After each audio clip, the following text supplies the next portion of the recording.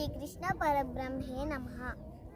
ఓం పాదాయ ప్రతిబోధితాం భగవతాం నారాయణేన స్వయం వ్యాసేన గదితాం పురాణమురినాం మధ్యే మహాభారతం అద్వైతామృతవర్షిణి భగవతీం అష్టాదశాధ్యాయిని అంబ త్వామనో సందదామి.